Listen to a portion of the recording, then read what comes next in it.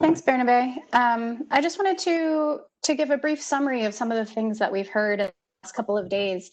When we arranged this program, given that people are joining us from around the world, we really had to arrange the program with respect to time zones more than thinking about the themes that were common across all the papers.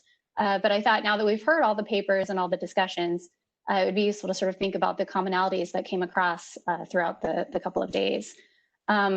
I'll highlight that yesterday we heard both Wouter and Martine speaking about the commonalities and the spillovers across both energy and non-energy commodity prices. I thought it was interesting to think about comparing Gabrielle's paper yesterday and Yvonne's paper today, which both talked about commodity prices and as price shocks, whereas yesterday we were focused a little bit more on like pass-through and sort of monetary non-neutrality. Today, we heard more about sort of the effect of those same price shocks on real variables, such as real exchange rates, trade balances, GDP, consumption.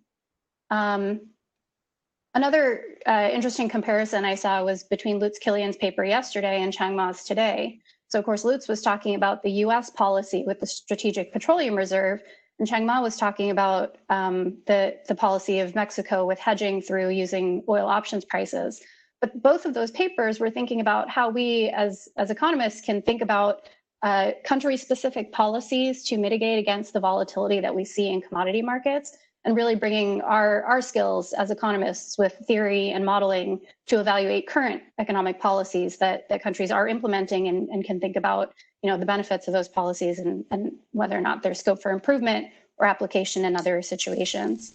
Lastly, in the presentation we just heard from Nita, we learned a lot about natural language processing and how we can use the tools from finance to this commodities and macroeconomics audience to think about price forecasting, which of course is something that many central bankers are interested in.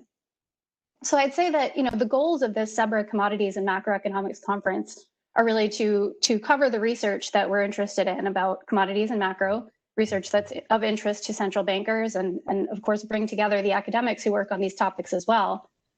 This is the fourth year that we've had this conference. Last year it was in Rome, hosted by the ECB and the Bank of Italy. Before that in Dallas, hosted by the Federal Reserve Bank of Dallas and the Bank of Canada. And before that, of course, in Washington, DC, hosted by the board. In these 4 iterations, obviously, we're growing, we're reaching new people every time, which is great to see. This year, we hit almost 120 participants over the course of the 2 days, which is pretty fantastic. So I'd say that this year's conference, it was a resounding success. So, we've had a lot of success over the last couple of days, and that's thanks in large part to all the presenters and discussants who agreed to participate in this conference back in May and June, when the format of the conference and the possibilities are quite uncertain.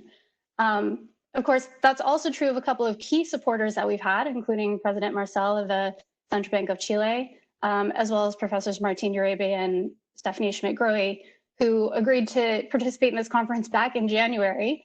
And all 3 of them remained flexible and enthusiastic supporters, even as we revised the format of the conference multiple times along the way. I'd also like to thank our scientific committee for their counsel and support as we made those changes in format. They were all really helpful in their giving their counsel and support for those decisions.